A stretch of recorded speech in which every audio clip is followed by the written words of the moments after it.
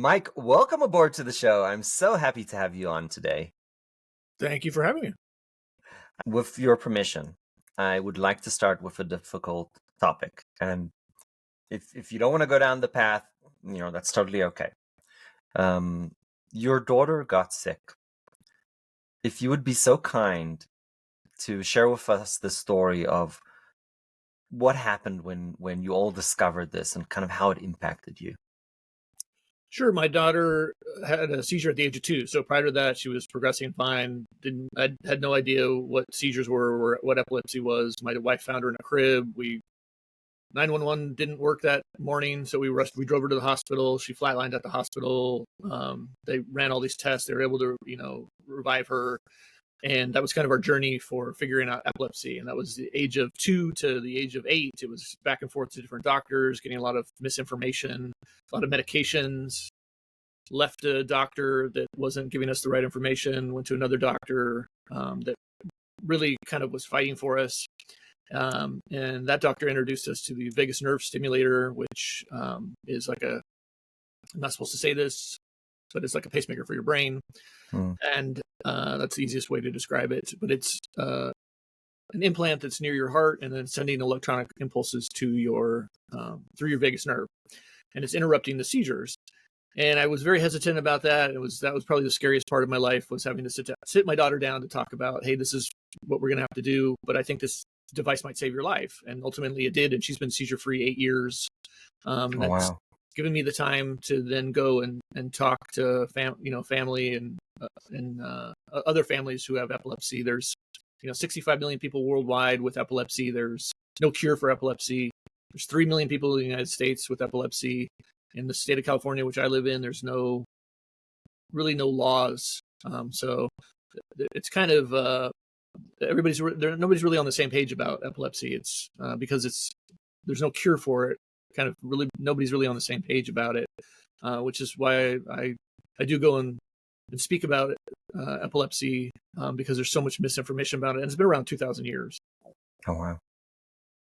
What are the gaps that you see? What are the misinformations or lack of knowledge? What are the big things that you would like to get out there so people knew?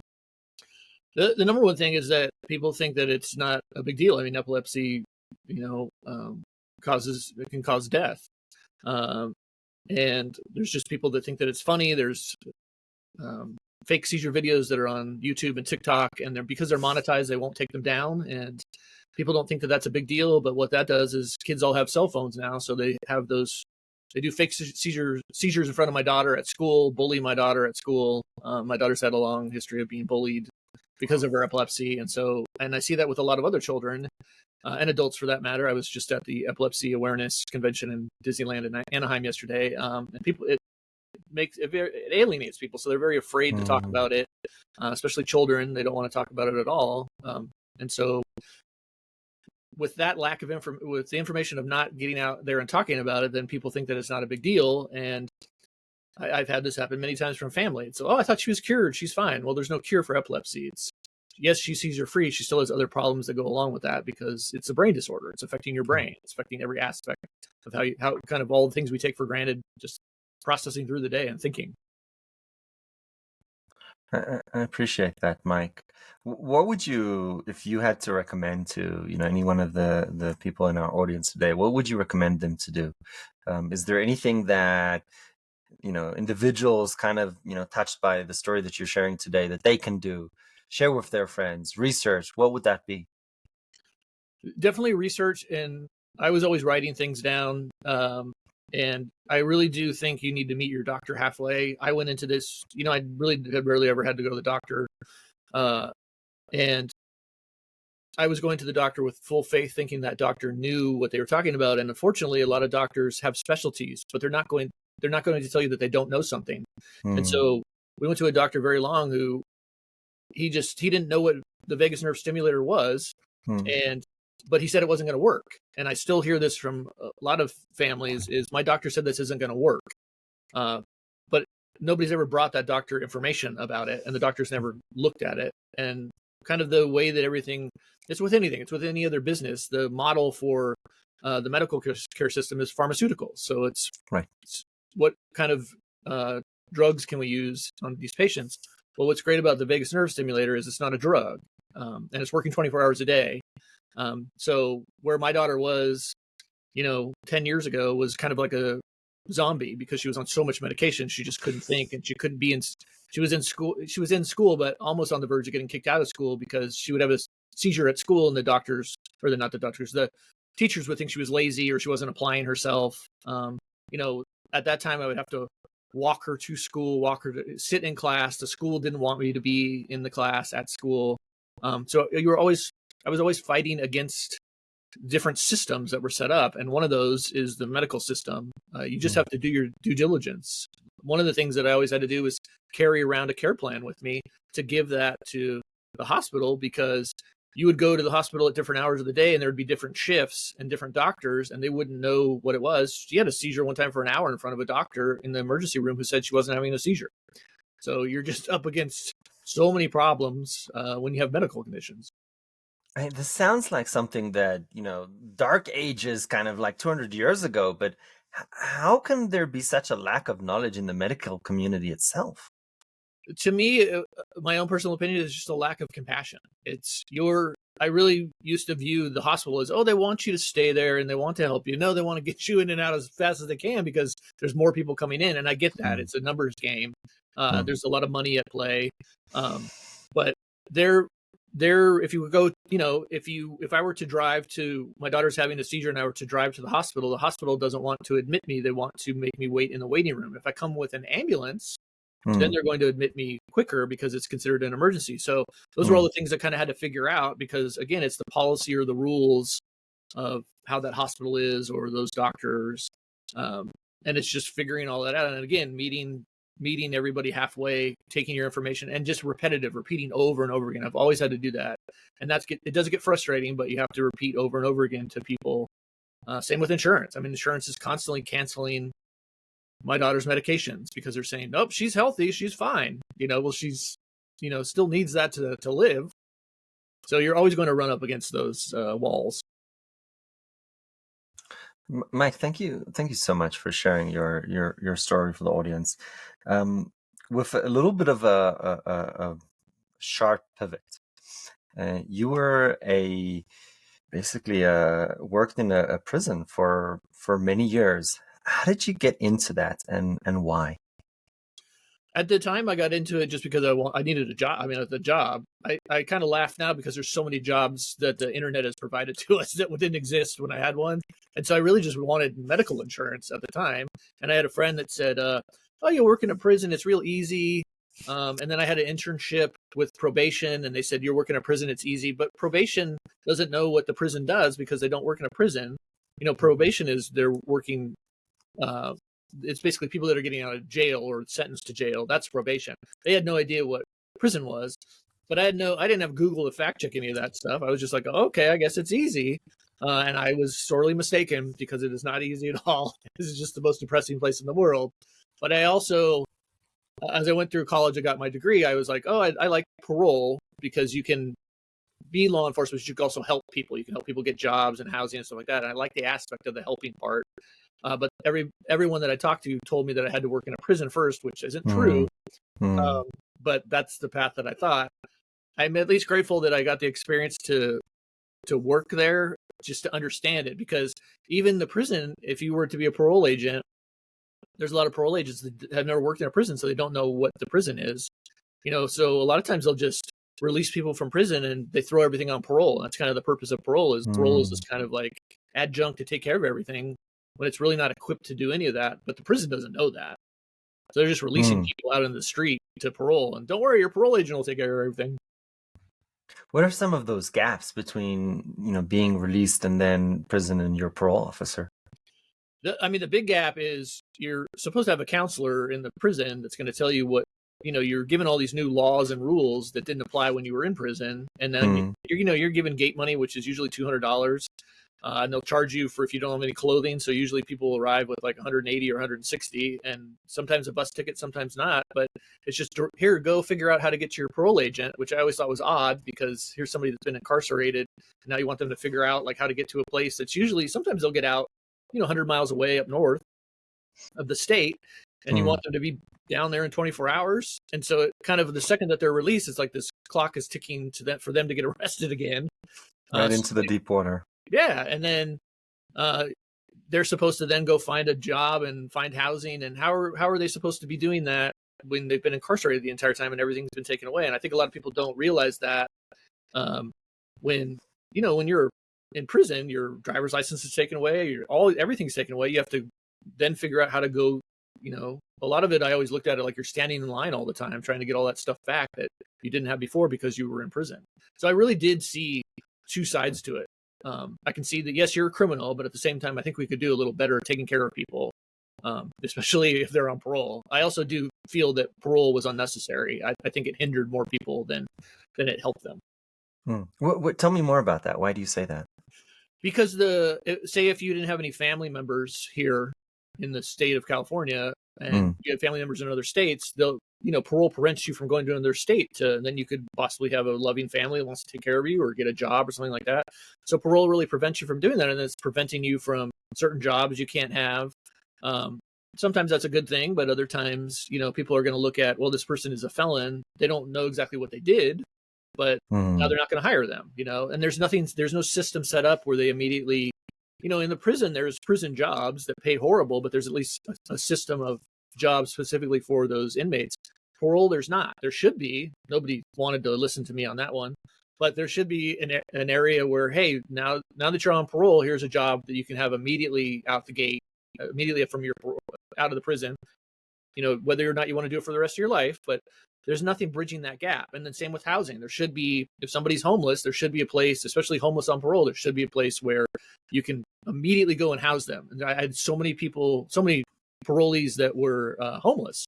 And then the department doesn't like them to be homeless. So there's just so much red tape, so much hypocrisy, and it was just all thrown on the parole agent to deal with it. So you're really juggling a lot. There's a lot of stress to it because everything is blamed on you. And I think I'm a testament to that because I used to have all these medical problems, and when I retired, they're all gone now. And it's because that stress it's the unknown killer. I never believed it before. Oh, I can tell you, I was in certain roles or jobs where I was stressed, and I could count and quantify how sick I was and how many sick days I had to take due to how that was affected me, as opposed to, environments which, I enjoyed the team. So, truly stress has these incredible impacts on your body. It's a real thing. You decided to write a book about your journey. It's called Straight Fish, a correctional officer's story. Why did you, that's such a private thing to decide to open up your experiences in life through a book and share that with everybody. Why did you decide to do that? Because to me, it was therapy. The writing part was always there. There was so much crazy stuff going on because it was a prison. It was the only thing kind of keeping me going because they had hiring freezes, so I couldn't get out of there and transition into parole, which is where I wanted to go. And then at the time I'm having I got married, I'm having a family. The money's really good. So you're looking around at I was at the time, that's why I say, I always kind of miss these opportunities, but at certain times I would look around and all my friends had been laid off from their jobs, and at least the job was consistent, and it was consistent with a good amount of money. And so I was also thinking, okay, I'll write a book. And I always wanted to, make a living as a writer, which I laugh at now, because it's very hard.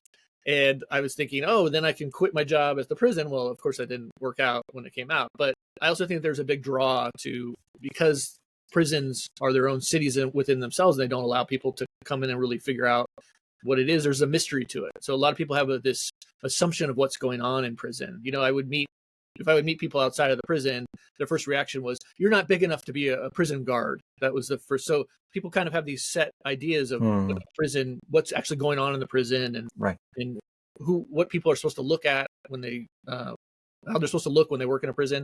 And it's just normal people that just wanted a job. And fortunately for a lot of people, that job is a very good paying job for a lot of people that come there. And so there's a lot of people that loved it. I didn't love it. And I was the minority that didn't like it, but most people loved it. They'll be there 30, 40 years. I tried to get out of there as soon as I could.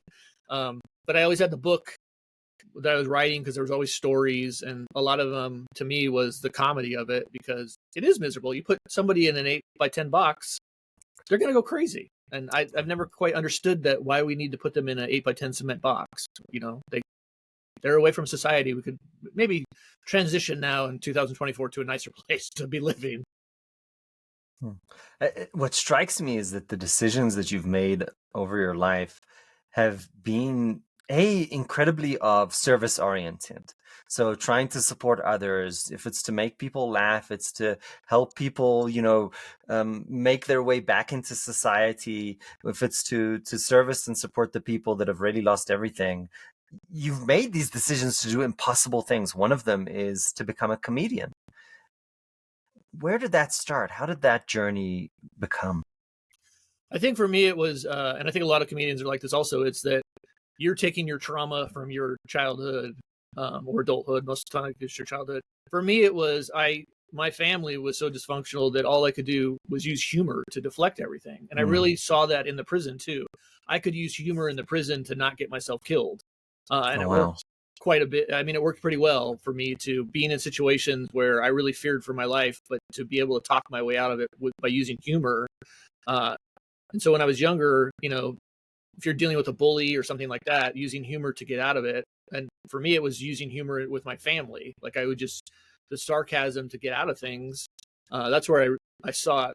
I realized later on that's what I had done to survive, was to use humor. As I got older, when I was in college, I think you're making other people laugh, and then somebody will tell you you should be doing comedy. And for me, it was, there was a band, and the guy had, I was hungover, going to get something to drink in a parking lot, and he pulled up in a car and said, "Hey, I want you to open up for my band." And I was like, I have no idea. And he's like, "We're going tonight. You need material." So I was like, okay. And I went home and I wrote, and it was the worst material ever, but it was Eddie Murphy impersonating Bill Cosby. But I got to tell you, it killed. And so what that does is then that propels you, like, oh my gosh, I made this whole crowd. It just happened. This was in Isla Vista. It was on Del Playa Street. And at the time, there was a couple hundred people out in the street at that time. And everybody, of course, is drunk, but you're making everybody laugh. So it gives you a big high. And then when I found out that music doesn't mix with comedy, then I was bombing a couple times, and I was like, oh, I need to rethink this. So I think with comedy in the long game, that's what it is. You need to stay in it, because it can hurt you if you bomb enough up on stage. But that's really what propelled me to think, oh, okay, this is something that I could do. And it really is.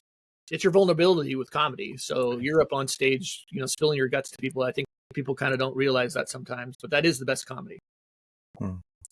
I mean, and the environment today has become almost dangerous, or much more sensitive. We're much more in tune to our emotions, for better or worse. And, cancel culture has become a thing. Is it more difficult to get on stage today? Are we seeing, maybe, if less comedians even choose the career? What's the environment look like today when it comes to comedy? Well, for what I see, it's bigger, because I think that the comedy is the only place where you can say those things. There are of course, there's certain things that I can't say that that everybody was saying 10, 15 years ago, but you as a comedian, you take that out of your act, and that's your job. You rewrite your material. And if you can't rewrite it, then you shouldn't be there. But now is the best time to do it, because when I started doing it, I mean, when I was starting it with that band, that band was the only place I could do. There was no open mics anywhere. There was no other place to practice it. And now there's tons. Every place has got an open mic. You can create your own open mic. You can get that equipment that used to be so expensive, but now it's dirt cheap. You can create, you can put that stuff. There's comedians that have never gone up on stage that are putting their stuff on YouTube or TikTok or whatever, and they're able to have a career out of that. So the dynamics has completely changed. But I always go back to, if you're going to be a comedian or an entertainer or whatever, your job is to entertain, and your job is to figure that out. Yes, there's cancel culture, and there's things that you can't say, but your job is to figure out a way to say those things, to get around it. And I also do say the audience is going to tell you whether or not you can say something or not, and then that's your job to get through it. I've had drunk people, talking or being on their phones, but I've never really harshly been heckled. And I think that if you're doing your job, then you're going to be okay. Yes, you're going to offend people. There's no way around it. But I was doing a lecture about epilepsy yesterday, and there was a guy in the audience that he was heckling me. It wasn't comedy, but he was still heckling me. And your job is to then figure out a way to calm that guy down. My God, I can only imagine. I mean, why would anybody even interrupt or interfere in on a topic like that? That's absolutely ludicrous. What you kind of dealt with these failures, and you're continuously dealing with failures. There's no other way to do it when it comes to comedy. How did that change you? What did you learn from this almost necessity to fail in order to succeed?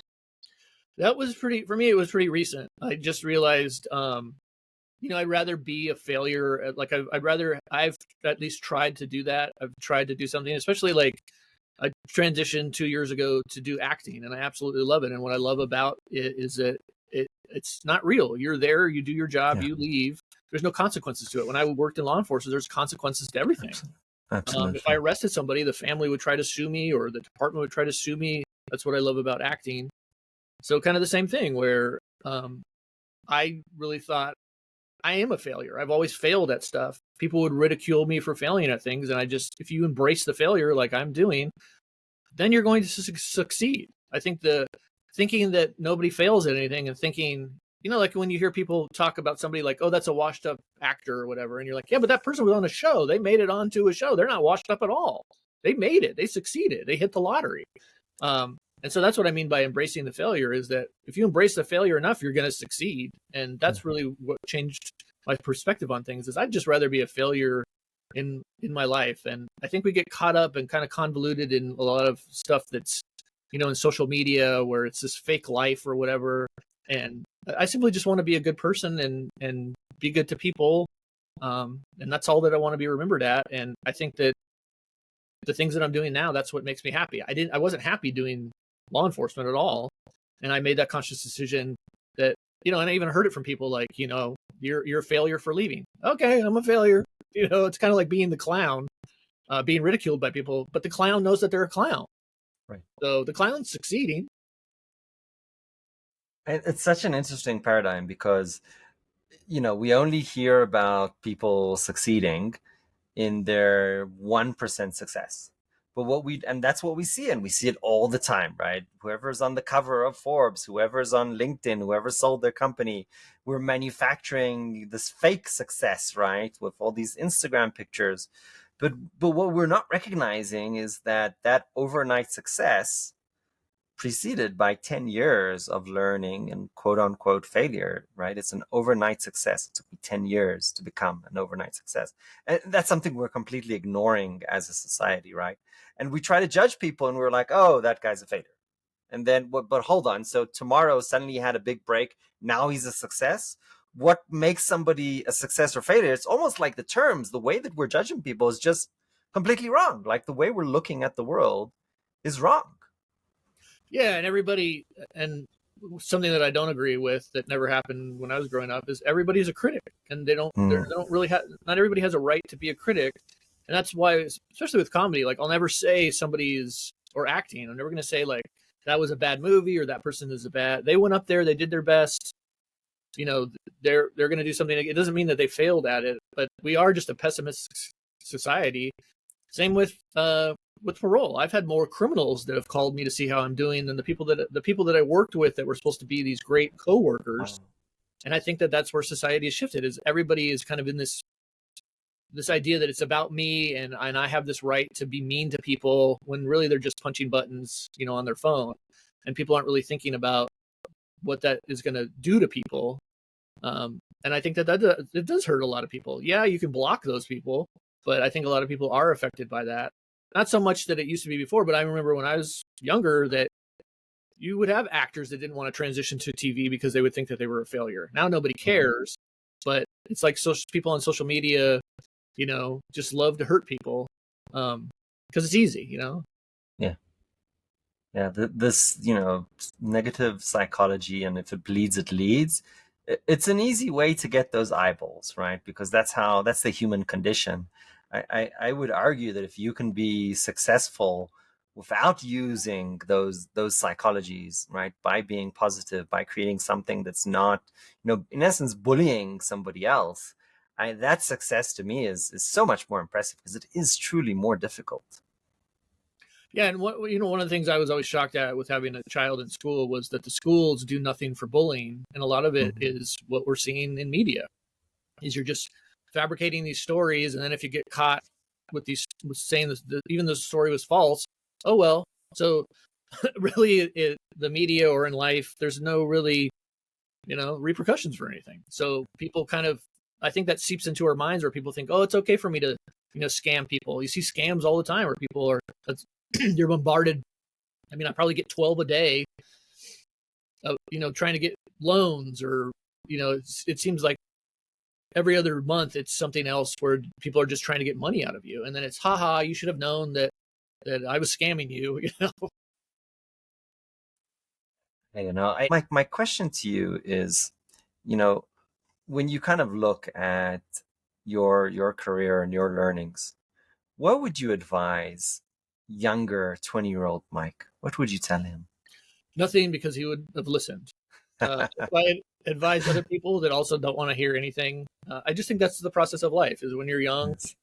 go have fun. I always tell when younger people are like, should I move across country to be in LA to be an actor? Yeah, do it, because once you have a family, you're not going to have the time to do that. I mean, when I was younger, I had all the time in the world. I just didn't have the brains to think how to apply any of that. I mean, there's so many things that I can look back and go, I would have done that. I would have signed up for more open mics, or I would have auditioned more. I had an audition when I was, I think, 19 for a PBS special. It was like I got my girlfriend pregnant or whatever. I was so embarrassed of the script, I didn't even show up for it. I mean, that could have easily led to something else. Those are things that I just never thought about before. I never thought about, hey, show up on time, and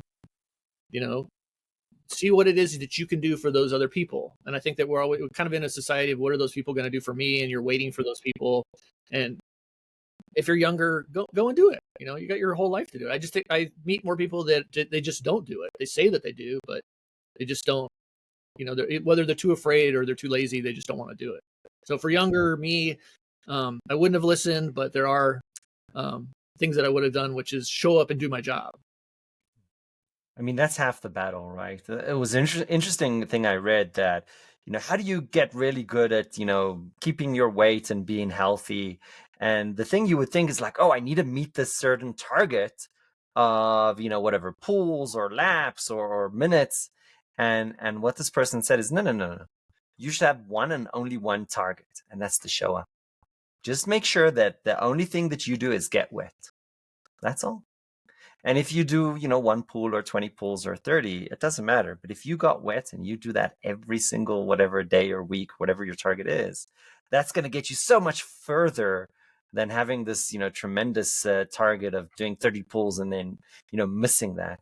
So I think to a certain degree, we're very harsh with ourselves. We're our worst critics, so to speak. So there's something delightful in what you said, like just show up. Just show up and do the best that you can. To me, that's an inspiring message. I really appreciate it. Yeah, I would also add to that, do the work. Like if you're a comedian, do your routine, just 5 minutes a day. Do your routine to yourself in your living room, but it's that repetition, and then you're going to build off of that. Most people don't do that. Most people are, we're absorbed with the TV, or we're watching YouTube. But it's just, I look at it like the baby steps of write that stuff down. Keep a notebook with you, because anytime you can find a joke out of something, or if it's acting, do a scene over and over again. Doesn't mean you're going to get a job or whatever it is. But whatever it is, you always want to practice at what it is that your craft is. And I think, especially with the arts, people are thinking like, it's going to take this one thing that's going to propel me and I'm going to be famous. And a lot of people are sidetracked by that fame. But you got to approach it like it's a job, and just completely and practice at it every single day. Those are two so fundamental insights that you just shared. I just want to take a minute here to articulate those, because it's so important, right? This idea of capturing ideas and concepts and actually writing them down so you can come back to them and develop them. That's so important because we all have these moments of brilliance and we forget about them 3 minutes, 5 minutes later. So just writing it down, and I have my little journal here that I write stuff down. I recommend that everybody does that. So I appreciate that point. And then whose mother hasn't told them that practice makes perfect? It's such a simple and fundamental thing, and yet we don't do it. We kind of think, oh, if I did a bad job, then this is not my forte. No, you can be so much better at anything if you just put in the work. So I mean, such important and fundamental points that you said. Mike, what an absolute delight. I really appreciate you coming on the show today. Thank you so much for having me. Thank you.